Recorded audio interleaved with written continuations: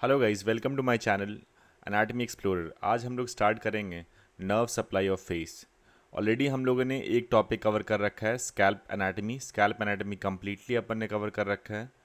तो आप please video को आप देख सकते हैं हमारे चैनल के ऊपर। अब हम स्टार्ट करेंगे nerve supply of face. Nerve supply of face में सबसे पहला चीज़ जो फोकस करेंगे, अब गाइस स्टार्ट करेंगे nerve supply of face. Nerve supply of face को हम लोगों ने दो पार्ट में डिवाइड किया गया है, मोटर नर्व सप्लाई और sensory nerve supply. Motor nerve supply face का मेनली होता है फेशियल नर्व से, और सेंसरी नर्व सप्लाई मेनली होता है ट्राइजेमिनल नर्व से। तो गाइस अगर हम फेशियल नर्व को समझना चाहते हैं तो फेशियल नर्व के कोर्स में दो इम्पॉर्टेंट पॉइंट बहुत समझना ज़रूरी है। वो कौन कौन से पॉइंट हैं? स्टाइलोमास्टोइड फोरामेन और स्टाइलॉइड प्रोसेस। स्टाइलोमास्टोइड फोरामेन ये वो फोरामेन है जिससे facial nerve finally cranial cavity से बाहर आता है। ये फोरामेन देखिए स्कल के इस पोजीशन पे प्रेजेंट होता है। ठीक है। अगर हम बात करें स्टाइलॉइड प्रोसेस क्यों पढ़ रहे हैं, क्योंकि स्टाइलॉइड प्रोसेस ध्यान रखिएगा, जैसे ही यानी कि वंस फेशियल नर्व स्टाइलोमास्टोइड फोरामेन से बाहर आता है तो वो हमेशा लैटरल होता है किसके? स्टाइलॉइड प्रोसेस के। तो गाइज अब समझते हैं फेशियल नर्व को। फेशियल नर्व सबसे पहले ध्यान दीजिए निकल कहाँ से है, ऑरिजिन कहाँ से हो रहा है, कैसे क्रेनल कैविटी से बाहर आ रहा है। तो ये क्रेनल कैविटी के अंदर का पार्ट हम लोग डिटेल में फेशियल नर्व डिस्कस करेंगे, तब हम बात करेंगे उस बारे में। पर हम जनरली बात कर रहे हैं किसके बारे में, कि नर्व सप्लाई ऑफ यानी मोटर नर्व सप्लाई ऑफ किसका? फेस के बारे में। तो फेस स्टार्ट कहाँ से होगा? सबसे पहले क्रेनल कैविटी से बाहर निकलना पड़ेगा फेशियल नर्व को। तो क्रेनल कैविटी से बाहर कहाँ से निकला? स्टाइलोमास्टोइड फोरामेन के थ्रू। स्टाइलोमास्टोइड फोरामेन के थ्रू कौन निकला? फेशियल नर्व बाहर निकला। अब इस कैनाल को फेशियल कैनाल भी कहते हैं। स्टाइलोमास्टोइड फोरामेन से बाहर निकलने के बाद मैंने बताया कि ये जो फेशियल नर्व है उसका कोर्स कैसे है? Lateral to styloid process. तो ये देखिए, ये आपका ये प्रोसेस कौन सी? ये स्टाइलॉइड प्रोसेस दिख रहा है आपको, ये स्टाइलॉइड प्रोसेस दिख रहा है यहाँ पे। ये स्टाइलॉइड प्रोसेस के क्या है? लैटरली चला। लैटरली चलते ही किसको इनोवेट करे? ग्लैंड है यहाँ पे, ग्लैंड का नाम है पैराटिड ग्लैंड। ये फेशियल नर्व फर्दर इनोवेट कर देगा किसे? पैराटिड ग्लैंड को। और पैराटिड ग्लैंड में जा करके दो पार्ट में डिवाइड हो जाएगा, टेम्पोरोफेशियल और सर्वाइकोफेशियल पार्ट में। टेम्पोरोफेशियल के दो ब्रांचेस हैं, एक तो है टेम्पोरल ब्रांच और दूसरा है जाइगोमेटिक ब्रांच। और अगर हम बात करें सवाइकोफेशियल के तीन ब्रांच हैं। एक तो बकल ब्रांच जिसे कहते हैं, वो दो पार्ट में होता है, अपर बकल, लोअर बकल। और दूसरा ब्रांच होता है मार्जिनल मैंडिबुलर, और तीसरा ब्रांच होता है सर्वाइकल। तो गाइस अगर हम बात करें इन फेशियल नर्व के सारे ब्रांचेस को याद करने का सिंपल तरीका क्या है कि अपने पाम को आप कहाँ पे रखिए? अपने पाम को आप रखिए ऑरिकल के ऊपर। देखिए इसने इस डायग्राम में मैंने दिखाया, ये आपका ऑरिकल है, इसके ऊपर हमने किसको रखा? अपने पाम को रखा। तो पाम को रखते ही अपने को जो 5 फिंगर है उसको स्प्रेड आउट कर लीजिए। जो पांचों फिंगर को स्प्रेड आउट कर लीजिएगा ना, तो ये पांचों फिंगर आपको क्या डायरेक्शन देगा? आपको डायरेक्शन बताएगा पांचों ब्रांचेस के बारे में। सबसे ऊपर वाला फिंगर, जैसे थंब फिंगर अगर कह लें, तो temporal, then zygomatic, then buccal, then mandibular and then cervical branch को रिप्रेजेंट करेगा। That's all. तो गाइज अब समझते हैं बेल्स पैल्सी को। बेल्स पैल्सी एक बहुत इंपॉर्टेंट क्लिनिकल कोरिलेशन है फेशियल नर्व का। बेल्स पैल्सी एक्चुअली एक लोअर मोटर न्यूरॉन लीजन है फेशियल नर्व का। ठीक है। अब ये लोअर मोटर न्यूरॉन लीजन क्यों बोला और अपर मोटर न्यूरॉन लीजन में डिफरेंस क्या होता है ये समझते हैं। जब अपर मोटर न्यूरॉन लीजन होगा तो सिर्फ अपोजिट साइड का lower half of the face ही क्या होगा? Lower half of the face ही पैरालाइज होगा। अब upper half of the face क्यों नहीं पैरालाइज हुआ आप कहेंगे? क्योंकि upper half of the face supply किया जाता है कॉर्टिको न्यूक्लियर फाइबर से, corticonuclear fibre of both the cerebral hemisphere. तो अगर एक साइड का पैरालाइज हो भी गया तो दूसरे साइड का कॉर्टिको न्यूक्लियर फाइबर सप्लाई कर देगा यहाँ पे, जिसके वजह से अपना अपर पार्ट फेस का अपोजिट साइड का पैरालाइज नहीं होगा। तो गाइज अगर हम बात करें लोअर मोटर न्यूरॉन लीजन के बारे में, तो लोअर मोटर न्यूरॉन लीजन होगा तो कंप्लीट कट ऑफ कर देगा क्या? नर्व फाइबर्स को, जिसके वजह से कंप्लीट पैरालिसिस हो जाएगा same side of the face को। ठीक है।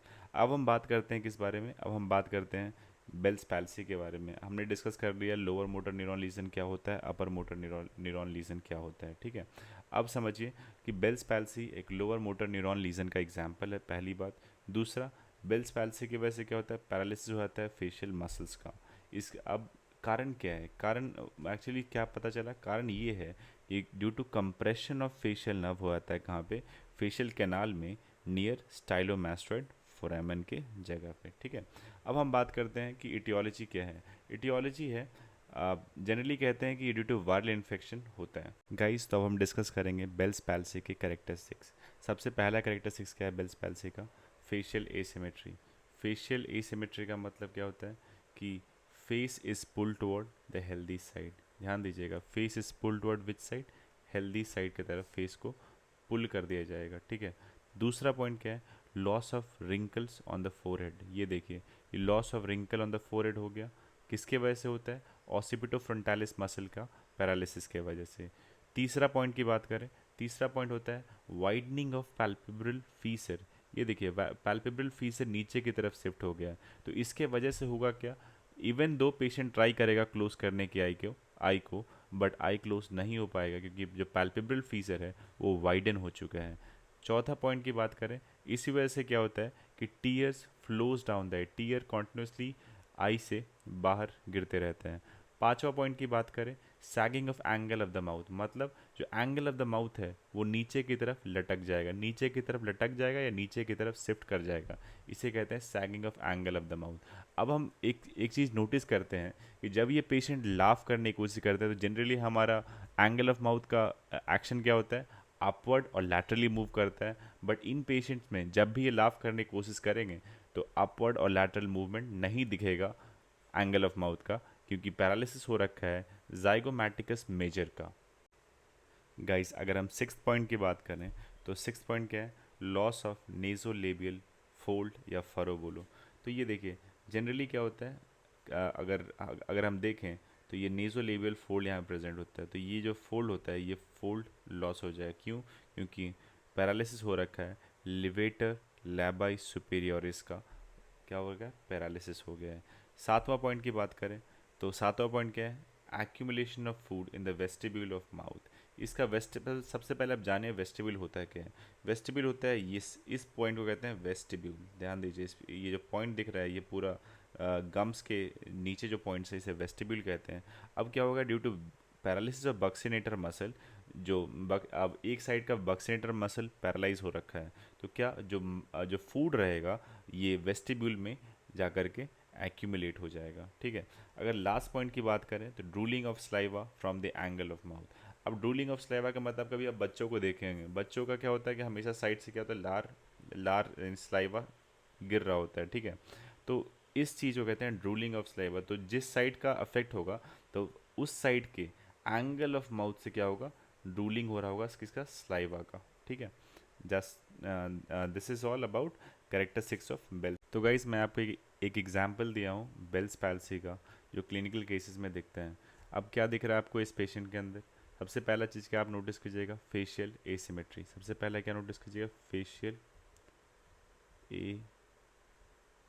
एसिमेट्री। दूसरा क्या नोटिस कीजिएगा, दूसरा देखिएगा आपके यहाँ पे क्या है, loss of horizontal fold on the forehead. अब आप तीसरा पॉइंट देखिए, तीसरा क्या आपको यहाँ पे दिख रहा है कि यहाँ पे पैल्पेब्रल कंजक्टिवा का वाइडनिंग हो गया है, वाइडनिंग ऑफ पैल्पेब्रल फीसर बोले या कंजक्टिवा बोले, ठीक है। तीसरा तीन पॉइंट डिस्कस कर दिया, इसके वजह से क्या होगा, inability to close the eyes, inability to close the eye. पांचवा पॉइंट अगर हम बात करें तो आपको लॉस ऑफ नेजोलेबियल फोल्ड दिख रहा है, लॉस ऑफ नेजोलेबियल फोल्ड दिख रहा है। पांचवा पॉइंट देखें तो sagging of angle of mouth, sagging of angle of mouth. समझ गए आप। गाइस अब हम डिस्कस करेंगे sensory supply of the face के बारे में। Sensory supply of the face is done by which nerve? Trigeminal nerve. Trigeminal nerve को sensory nerve of the face भी कहते हैं क्योंकि ये सप्लाई करता है होल ऑफ द फेस को, एक्सेप्ट कुछ पोर्शन जो छूट जाता है वो है एंगल ऑफ द माउथ। ये देखिए, ये है एंगल ऑफ माउथ। अब इस एंगल ऑफ माउथ को सप्लाई करने के लिए एक नर्व है जिसका नाम है greater auricular nerve which is derived from ventral Ramai of second and third cervical nerve. ठीक है, अब हम बात करते हैं सेंसरी जो सप्लाई ट्राइजेमिनल नर्व का है वो कौन कौन से पोर्शन में करते हैं। अगर हम बात करें तो इसे 3 पोर्शन में बांट दिया गया है, अपर 1/3, मिडिल 1/3 एंड लोअर 1/3। अपर 1/3 को सप्लाई करता है ophthalmic division of trigeminal nerve, middle 1/3 को सप्लाई करता है maxillary division of trigeminal nerve and lower 1/3 को सप्लाई करता है mandibular division of trigeminal nerve. बस अब इतना याद रखिए। और जो एंगल ऑफ द माउथ को छोड़ दिया गया है ये सप्लाई करता है by greater auricular nerve which is derived by ventral rami of second and third cervical nerve. That's all. Thank you so much. अगर आपको वीडियो पसंद आया तो अपने दोस्तों को शेयर करें और आप प्लीज़ इसे जितना आप अपने फ्रेंड सर्कल्स में प्रमोट कीजिएगा उतना मोटिवेशन मुझे मिलेगा नेक्स्ट पार्ट ऑफ वीडियो बनाने के लिए। तो please do like share and subscribe to my channel. Thank you so much.